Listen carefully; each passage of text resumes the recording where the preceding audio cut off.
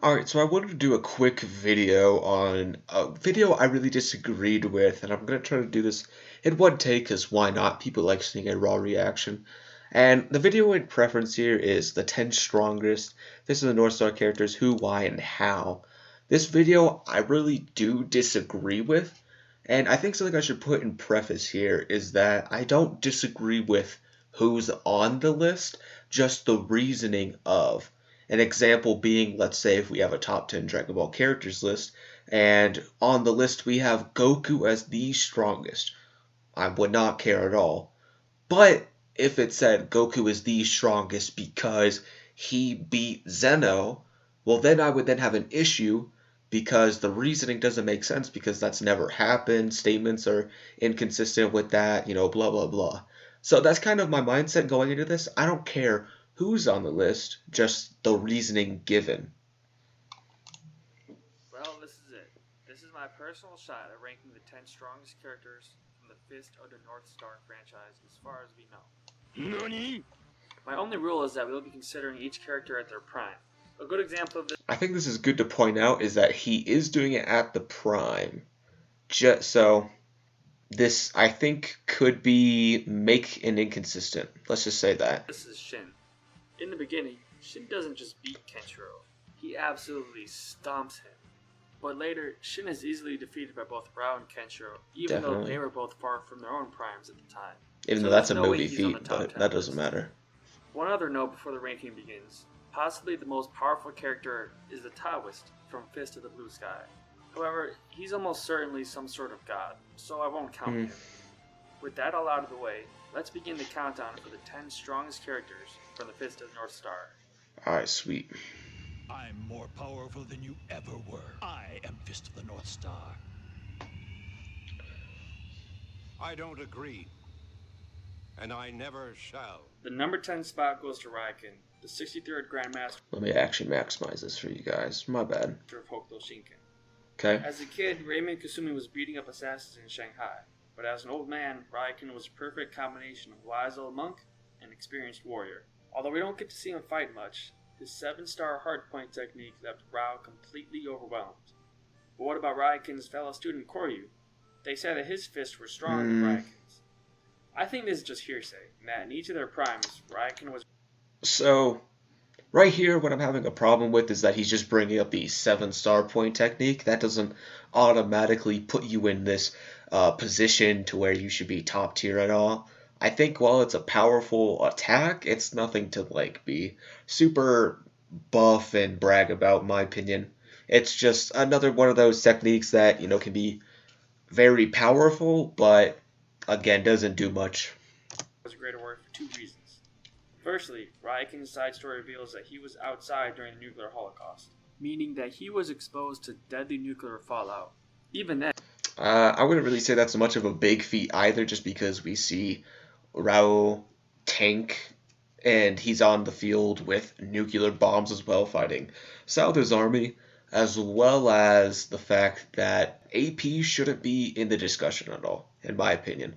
That isn't really relevant in this, just because someone was around with nuclear bombs doesn't mean that a character who hasn't shown to be that can't be there, if that makes sense. Toki, he wasn't around when all the nuclear bombs hit, nuclear holocaust, and yet, in my opinion, Toki at his prime beats Old Man Ryuken. I should also specify that why is he bringing up Old Man Ryuken and not Koryu? As well as the fact is, why is this nuclear holocaust supposed to, debunk the feat of Koryu, saying to be the strongest feat? All you have to say, if you were in my position, is that Koryu statement is false because objectively the feats given, which the feats are facts because they're an action taken. I always like giving the example of if I punch the wall, no matter what, I punch the wall. That is a fact. So it's sort of the same thing here, where this feat is objective, and this statement, just because it says this, doesn't mean it is also true, which means it's not objective, and not all statements are objective unless you're omniscient. So I don't get the purpose of that, but let's continue anyways. And, if not for an unlucky heart attack, his 7-star hardpoint technique would have killed Rao. The second reason that I believe Raikin was greater than Koryu was his greatest feat of all, and the reason he's on this list. Rao, Toki, and Kenshiro are considered the three greatest warriors that Hokuto Shinken has ever produced. Okay, that doesn't. Okay, so using a similar type of logic, we could say something like Jiraiya's top 10, Master Roshi's top 10 in their respective shows because they trained Naruto, they trained Krillin, Goku, they trained Nagato, like all these big time characters. That doesn't mean that that is a feat of strength. That just means, hey, look, they did this to make the main character or multiple characters very strong. That's it. Just because they had good teachings doesn't mean they scale to a character at their prime. Like we'll never see Jiraiya scale to, or I shouldn't say we never, but Jiraiya in Sage Mode, he's not going to scale to Hokage Naruto. Same thing with something like Master Roshi. Master Roshi, when he trained Goku, he's not scaling to Mastered Ultra Instinct Goku. You see what I'm saying? It's just that's not a feat. That's a cool, I guess, testament of power, but that's not. Hey, look, I can now be as strong as Kenshiro in this case. And all three of them were trained by Raikin. To me, that's reason enough to put Raikin at the number 10 spot.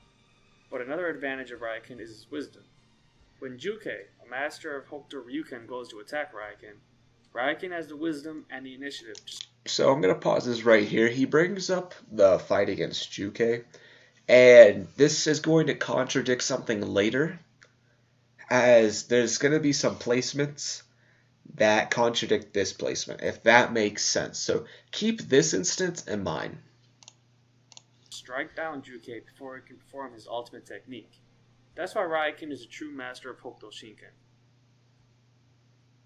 お前の命はあと3秒。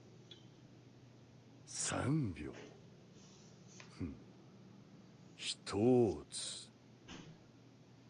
2つ。3つ。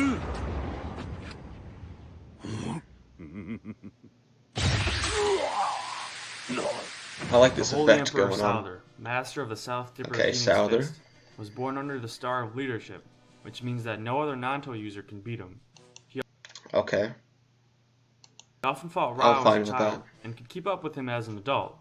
His greatest technique, Heaven Soaring Cross Phoenix, lets him soar through the air and was impossible for Kenshiro to stop without using an ultimate. Here's the thing is, Kenshiro did stop it, and it was because Souther was so weak, but the thing is he still stopped it, as well as this technique, like, I don't know why he keeps bringing up these weird techniques. Yeah, these are some cool, strong techniques, but this isn't the same as something like Mastered Muso Tensei, Onryu Tenha. And, like, he's going to talk about Onryu Tenha and Muso Tensei later, but even then, like, these techniques, they don't really change like who's gonna win in a fight unless two characters scale close to each other and one of them pulls it out. So like an example is let's say Kenshiro and Kaio, they have equal stats. And then Kaio, he goes into his full demon form. He's then going to be more buffed up than Kenshiro is. So right there, it's essentially that equal stat, and then Kaio has an extra form that makes him stronger. So therefore, he's going to be stronger, if that makes sense. So that's sort of where you should go with this, and not, hey, this dude has a technique, so he's going to auto win. Ultimate technique of his own. Souther's greatest weapon, however, is his body. He was born with his heart and all of his vital pressure points reversed. This means that he could potentially beat almost anyone on this list if they can't. No, that's definitely wrong. Falco one shots. Let's see. Hyo one shots. Kaio one shots. Juke. Like that. In my opinion, that doesn't really mean anything. Just because he has this body that it can't really negate pressure points, but at the same time, it's just not very effective. That doesn't mean he can go around beating characters that are hundreds, thousands of times stronger than him. That's not at all how it works. He can't keep up with them. He can't touch with them. He can't. Eventually, his durability is just going to be so fodder once you meet characters much stronger to where he's just going to blow up. That's just kind of how it is. So, odd point to make here. Can't figure this out fast enough. I pity you. You are unable to move yourself. I'm gonna skip around this. What are you talking about? Take this! Phoenix, this is the South Star secret technique! Polar Star But it's important to remember two things. Firstly, Souther's gimmick can be figured out by noticing his heartbeat and blood flow. Yeah, definitely. Secondly, I agree with it's that. not that Souther doesn't have pressure points or that he's immune to them. It's also They're just true. reversed. And once this is realized, he is very beatable because, by his own admission, he doesn't have the raw strength. I wouldn't say once this is realized, it makes him very easy to beat. This is just if you're strong enough, you can beat him because once you figure out his gimmick, yeah, I guess it kind of depends. Is his gimmick even relevant? Because in terms of characters who are just that much stronger, example the end tier, like I guess Sachi at the end of the Land of Ashura arc. All the Ashura characters, they kind of have much higher scaling than Souther, and they get like tens, hundreds, thousands of times stronger. So at that point, it's like that isn't even relevant, his whole gimmick. But at the same time, it's not like, hey, look, your gimmick is found out, so you're just gonna lose. That's, Souther's not gonna be losing to Toe and I forgot the old dude's name, but he's not going to be losing to Yuria, for example. That's not how that works. Strength and speed to keep up with the others on this list. Don't get me wrong, Souther is incredibly fast, but as we'll see, everyone here is super incredibly fast. What does that even mean? Super incredibly fast? Like, okay. Like, by that logic, super incredibly ultra mega super hyper fat. Like, adding like those like super adjective descriptive words doesn't really mean anything. Like I can say, hey, look, I threw a pen, and this makes me ultra mega hyper. All these like super, big boy sounds impressive words, but that doesn't really mean anything. Not to like ramble too much on this, of course.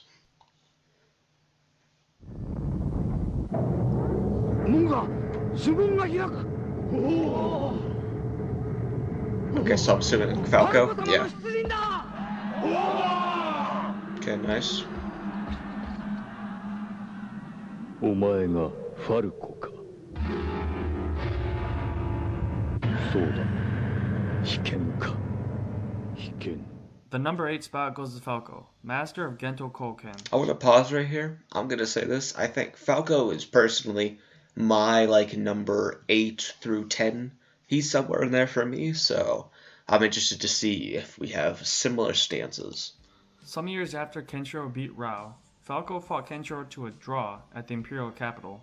This should put Falco towards the top of the list. However, when Kenshiro realized that Falco had a prosthetic leg, he disabled his own leg to even the... I don't agree with that. Just because the fact that like, okay, so everyone brings up this the prosthetic leg point. Here's the thing though, is we see Falco doing well against Kenshiro with the prosthetic leg. Kenshiro just decided to nerf him. So if anything, it's still more like even with the prosthetic leg, Falco equals Kenshiro. That's the thing. fight. Also, we never see Kenshiro use Muso Tensei against Falco. Nonetheless, this might be the most exhausted we ever see Kenshiro. For that reason, I think it's fair to say that Falco has some pretty rocking kung fu skills. And he's got some powerful techniques.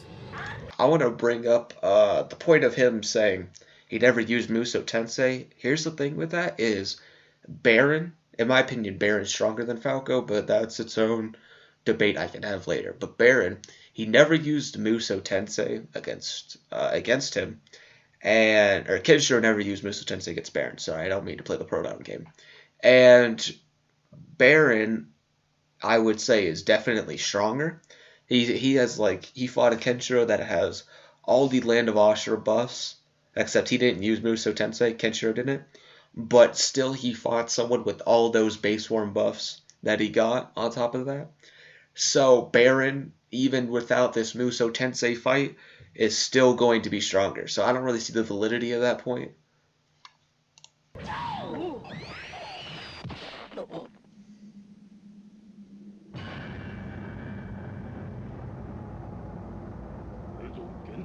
I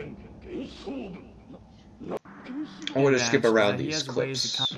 Let me back up real quick for you guys.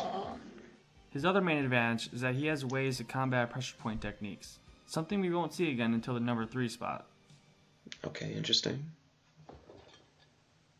Han. Okay, I'm gonna skip around because I don't want to spend too much time looking at animations. That even experienced fighters such as Shachi and Kaiser can't even see his movements. But to begin to understand how powerful Han is, we have to review what a demon is. On Asura, No, you kind of really don't. You just kind of just say, hey, he fought Kenshiro post Falco fight, and then that Kenshiro got a Zenkai. I don't really see the relevance of this, but okay. I'm gonna skip this because this doesn't seem that is an relevant. amazing warrior in their own right. The 3 strongest of these demons are the generals of the island. They live with the constant threat of being assassinated by other demons, and since General Han is the weakest of the 3, he is the biggest target. I don't know about that. That isn't really talked about at all about them being. Well, I mean that's not really relevant. You know, it's not. It's not. I guess it's not really important to bring up. So never mind. Let's ignore that. However, Han is just so powerful that he's bored of killing his assassins. So this is how he tries to have fun. Pretending to not know that someone is a demon, he hires them to shave his neck with a razor while he has a towel over his face. And as soon as he senses the demon about to attack, he punches them in the face so fast that we can't even see the punch. This ridiculous feat is the reason why I put Han above Falco. That's why. That's okay. Again, that's not really anything to say that Han is above Falco. Hey, I punched you without even looking, so I'm above.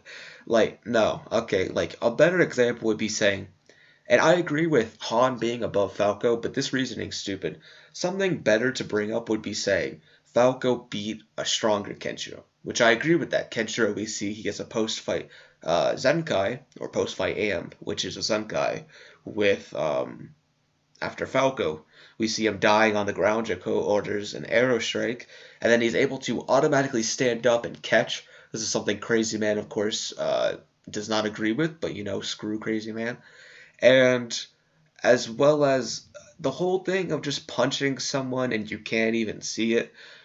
We see something similar in the anime where Hui, or I don't really remember how to say his name, but he has a statement that says, no one can see its shadow, or it doesn't even have a shadow, something like that.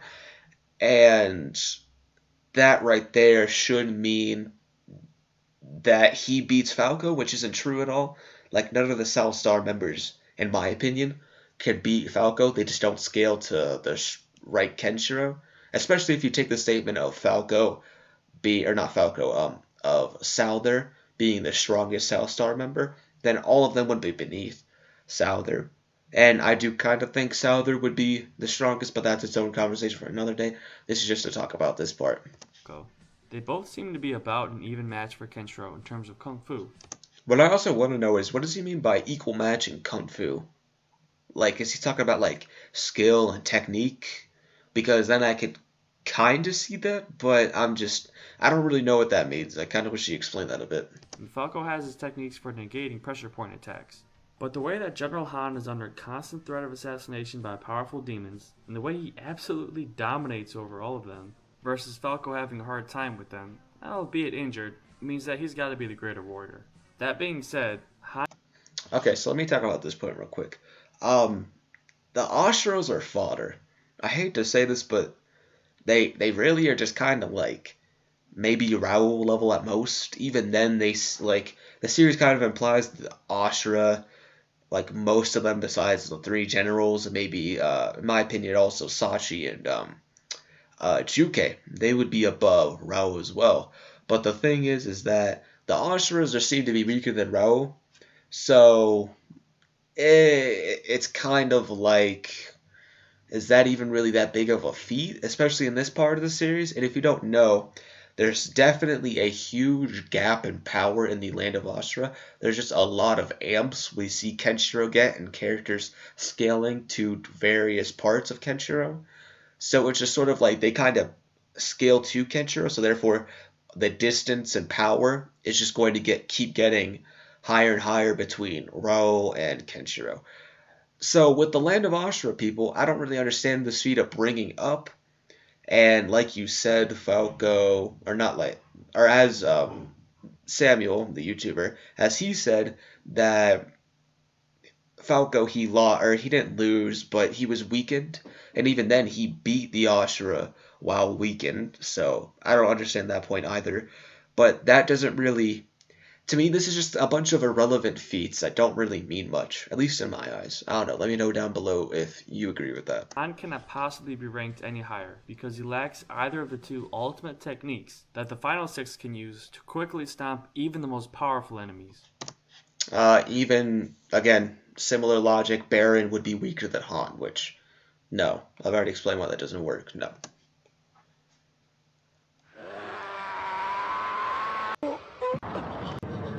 The first reason is that, like Raiken, Oh, okay, he Juke. was Okay, so, as I said earlier, I don't get why Juke is so high, and then Ryuken is at number 10. And the thing is we see Ryuken two-shot Juke. So please explain to me how that makes sense. I'm going to be definitely making my own top 10 strongest Mr. North Star characters video in the future, which I'll definitely go over all the feats and why the top tiers are this. But Ryuken two shots Juke. So why is, and this was Juke at his prime, right? And this wasn't Ryuken at his prime, or it was Ryuken at his prime, but he wasn't going all out. But he, or maybe he was. We don't really know, but we know he at least two-shotted Juke. So no matter what, he two-shotted Prime Juke, which should mean Ryuken is above Juke. So I don't get why Juke is above Ryuken. That doesn't make sense to me, but let's hear if he talks about this. directly responsible for the training of 3 prodigies, whom all appear on this list. But the main reason he gets this spot is that he was one of just 3 characters in the franchise who have mastered the ultimate technique of Hokuto Ryuken. Okay, so again, this is kind of the same thing. This should mean that characters without Onryu Tenha then lose, which again doesn't mean much. That by that, like, I can't really use the example of Baron right now because in my opinion I think Juke beats Baron, and again I'll make up my own video talking about the top 10s which explains that. But it goes along the saying of, hey look, let's say this character who's universal and he doesn't have Onryu Tenha, well guess what, he can't be above this character who has Onryu Tenha, and this character's planet level. So the universal dude who doesn't have Onryu Tenha can't beat the dude who's planet level and has Onryu Tenha. It's just so dumb. You don't ever limit it to that. Onryu Tenha. Onryu Tenha is a technique that projects evil chi to create weightless space around the victim, completely disorienting them. I don't really see how this is Kaiyo relevant, even but defeated Musou whatever. Tensei with this technique. And here's some trivia. The previous master of Hokuto Ryuken was Liu Zongwu, but at no point during the Fist of the Blue Sky do we see Liu use Onryu Tenha. That means that Juke may be the one who invented Onryu Tenha. Scary stuff. But that all being said, Juke doesn't actually have any major wins under his belt. So for that reason, despite having ultimate... You don't really need major wins to scale to, or to like be top tier, if that makes sense, or to be on this list. As long as you can scale to a character who is high up on the list or somewhere on this top 10 list, and as long as it's not number 10, Juke can then be on the list. That's just how scaling works. You don't need to have a major win to be on the list. No. technique, I can't put him any higher on the list.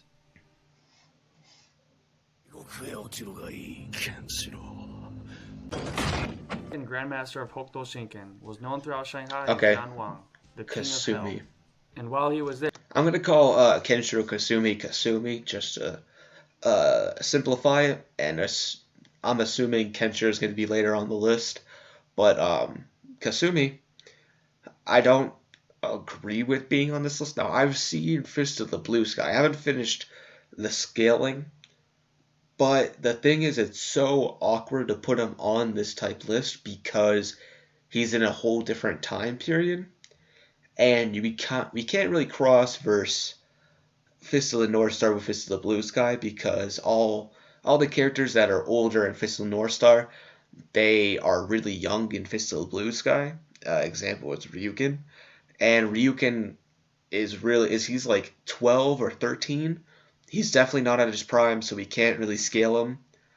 And it's just really awkward to say, hey, look, this side series is because there's no crossover that it can scale in the middle of the top 10.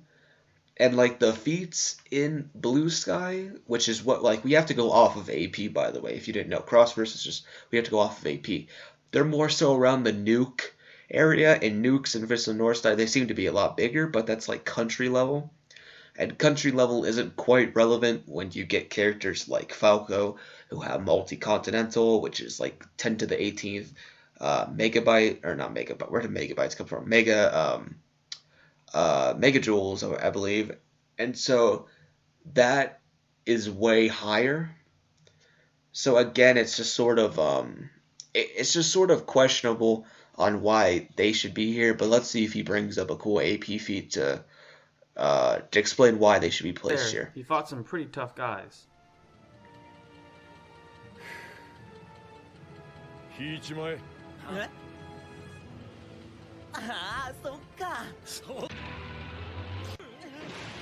Well, this is it. Oh, my bad. The number 4 spot. This defeat is that, and they lived in different. My bad, guys. I didn't mean to click 0.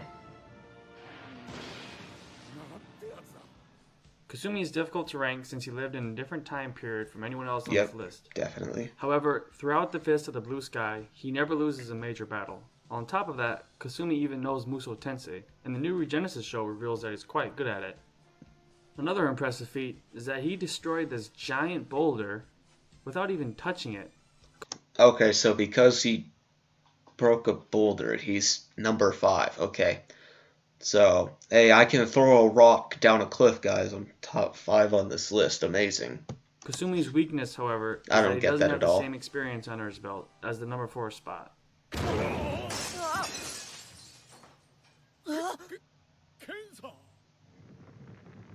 Okay, no. The master of Hokuto Shinken, but he created Let me see why Ro is this high. Personally, I don't have Ro this high, but let's see if he gives a good argument. his own style called Fist of Strength, and he used that fist to conquer nearly the entire known world. But Rao didn't just sit on his throne all day like Shin or Souther.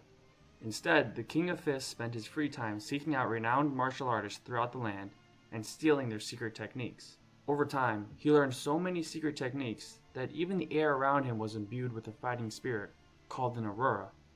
This aurora allowed him to strike at others without even moving his hands. Intro, Rao didn't just start out powerful at the beginning of the story, but also never stops working to improve. And by the end of this story, he had mastered Musou Tensei on par with Kenshiro. However, he can't quite get in the top 3. During Rao's final battle, there's a detail that you probably missed even if you read the manga. Here, right before he takes his final punch at Kenshiro, Rao strikes his Sakatsuko points. These are the same points that are used to revive Falco and to let Toki greatly increase his strength. But even then, he doesn't even finish his last punch because he realizes that he simply doesn't have the power to beat Kenshiro, as if it was a foregone conclusion that he'd lose. Number 3, however, clearly did have that power. Okay, so before he goes on to number 3, which I'm assuming the 3 characters is the 3 I personally have, but we'll talk about that in a minute. I don't get how that explains why Bro was number 4. Like, he just said, hey, he was this dude that always improved, which is fine, but we don't know the extent of the improve because he didn't explain it.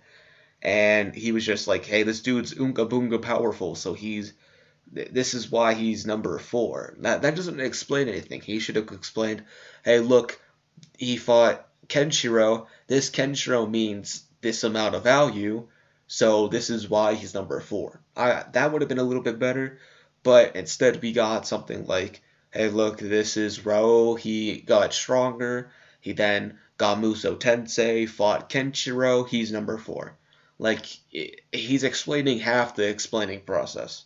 Or he's not explaining. He's missing half of the explaining process. Apologies.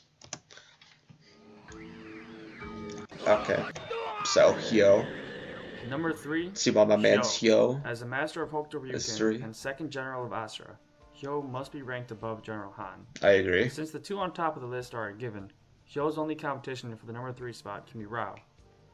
Okay, so I want to point this out. I don't get why he didn't do this, like, in general. Like, why couldn't he just said, hey, look, Hyo is here, and this is why he ranks above number 4. That would be better. Like, just explaining why a character is below you.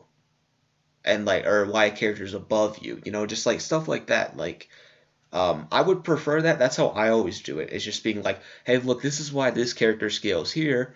And then the character above them, they do this feat, which means they're above the character below them. Something like that. Which I don't get why he's now starting to do that. Maybe he, I don't know, figured out he could do something like that. I don't know, but let's see what he says about Hyo. Rao and Hyo both seem about equal to Kenshiro in terms of Kung Fu. Again, what does Kung Fu mean? Like, they seem equal? Okay. I don't know what that means, but sure. But there are 3 reasons that Hyo would beat Rao. Firstly, Hyo's fight with Kenshiro takes place years after Rao's. Okay, I agree with that. He's just saying the scaling, it must be higher. Okay, which is true. I agree with that. Meaning that Kenshiro had more experience at the time from fighting Falco, General Han, and even Kaio. Yep. Secondly, Hyo is one of 3 people in the franchise who have mastered the ultimate technique of Hokuto Ryuken, Anryu Tenha. Again, this comes back to the same situation I've been saying for a while now. The dude who's universal, who has no Anryu Tenha, with this argument, cannot beat the dude who is planet level with Anryu Tenha. That just doesn't make any sense. So I don't get why this is a continuing theme with this, but it's whatever. Now, in the past, when Juke attacked Raiken, we saw that Raiken was able to beat him by attacking and bringing him to his senses before he could perform Anryu Tenha. But Rao isn't like that. Rao prefers to sit on his horse and wait to be attacked, which would give Hyo plenty of time. Thing is that's not even Prime Row, so I don't know why he's bringing that up, and even then that wouldn't matter. Prime Row wouldn't beat Hyo with this type argument anyways. To perform Anryu Tenha. Thirdly, once Hyo had fully given himself to Hokuto Ryuken, the evil chi around his body made it impossible to accurately hit its pressure points. For those reasons, Hyo would definitely... I don't see why that means anything, because Rao doesn't really focus on pressure points. He just focuses on obliterating your opponent. We only see him use pressure points a couple times within the show, so I don't get how that's, a huge deciding factor in this, but whatever. It's a reason, I guess. beat Rao, and that makes him the 3rd most powerful character from the Fist of the North Star.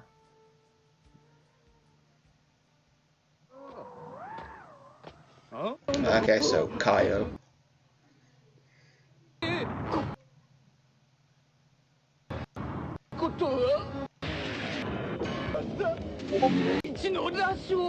Okay. Dang, why is this so long? Demon Kaio, Grandmaster of Hokuto Ryuken, is so consumed by evil that he has I like specially that forged effect. armor to hold in his evil chi. Okay. Not only does he completely stomp Kenshiro in their first encounter, True. he's the only one in the franchise to ever fight against the most powerful being of all. Okay, that doesn't make sense because you had just said in the beginning that the Taoist is probably the most strongest, so unless the Taoist, which under the knowledge of reading Fist of the Blue Sky, they aren't the same. So I don't know, a bit of contradiction there, but not a big deal. In the show, when he fought Shachi's possessed of Hokuto itself, what really happened in this fight, the fact that Kaio could oppose such a being and not get stomped is proof of his power. But most importantly, Kaio is nearly able to defeat Kenshiro even after he's unlocked. I don't agree with that. Maybe base versus base, but once he gets full Muso Tensei, it's a body. Like, Kenshiro just bodies Kaio. He dogs him The bad. seal of original Hokuto. No other character after Kaio is able to even come close, and there's a very clear reason that Kenshiro will always... Wait, I'm curious. Did he show Baron? I don't think he showed Baron. That might be Baron right there. I can't tell. That might be. This isn't. Neither of these guys are. Okay. To even come close. Weird. And there's a very clear reason that Kenshiro will always be number 1. Let's just skip animation. And it's not just because he's the... At this point, I've said Kenshiro's name more times than I could count in this video. And it's not just because he's the main character. It's because he's fought so many amazing warriors from so many styles. And all the while, he's been learning and incorporating techniques from his rivals. By the end of the manga, he is unequivocally the strongest human to have ever lived. Here is just a small selection of some of my favorite feats. Using a strand of hair as a needle to... So, he uses a hair as a needle. So this is why he is number 1. Let's keep this in mind. So he's giving some feats. Maybe he's just bringing this up for fun. But he's naming feats to explain why he's number 1. So let's hear this. to strike a pressure point. Carrying this giant rock, blowing up a tank by punching it, blowing up a table by standing up, punching Seiji so fast and so hard. Okay, so how does that explain like a tank, blowing up a tank, standing up on a metal table, picking up a rock puts you at number 1? What does that mean? Hey guys, I can pick up this 30-ton weight or not 30-ton, 30-pound weight, and I can throw it. So that means I'm number 1 according to this guy. Like I don't get this. That just doesn't make any sense. We're not saying, hey, name some cool feats. We're saying, hey, name why he's number 1, because you kind of haven't explained why he's number 1. And this is the feats that you're bringing up to explain why he's number 1, and these feats don't explain why he's number 1. Hard that he started to fly? You get the idea. Kenshiro No, I don't. is the Fist of the North Star. So there you have it. That's me making an educated guess, but a guess nonetheless. No, okay. So when people say this is me making an educated guess, a guess nonetheless, like there's stuff like that. That's their way of saying, hey, look, even though I've said this is why, it even says, look, why they're the 10 strongest. I'm just gonna say, hey, I guess, so that way people don't get upset with me. No, stop with this slick Top talk 10 here. most powerful characters from this amazing franchise. So now it's your turn to tell me what you think in the comments below. Was I spot on, or was I way off in some ways? Definitely way off. If you look at the thumbnail for this video, you'll see The thumbnail? Alright, let's that look at my the ranking thumbnail real changed quick. dramatically. Definitely a lot different. I don't see why. I still don't understand why Ryukin is lower than Juke, but whatever. Anyways, so I'm just gonna give some closing thoughts. This video, as you can see, wasn't that great. This isn't to at all attack Samuel Heaton like that. I don't know him at all, but this isn't to say, hey, look, this video was bad, and fix it. But the video was definitely not the most accurate at all. I'm gonna be making my own top 10 strongest Fist of the North Star videos soon. I have a lot of videos planned, but I'm going to be leaving for a couple weeks, and I'm just made this just to make just to have a simple video out and content. I'm also gonna have a video out on Thunder God's channel soon, which I think this video will probably go up because I hate to say it, but this video takes a lot less editing, while Thunder Gods will take quite a bit more, and his video is a lot longer. But that's aside the point. But yeah, I definitely look forward to those videos. I hope I can post some videos in the meantime. I'm going to start making a couple different videos and drop them on my hiatus because I have a family emergency to do. But that's whatever, guys. Anyways, make sure to like, subscribe, and take care. I'll catch you guys.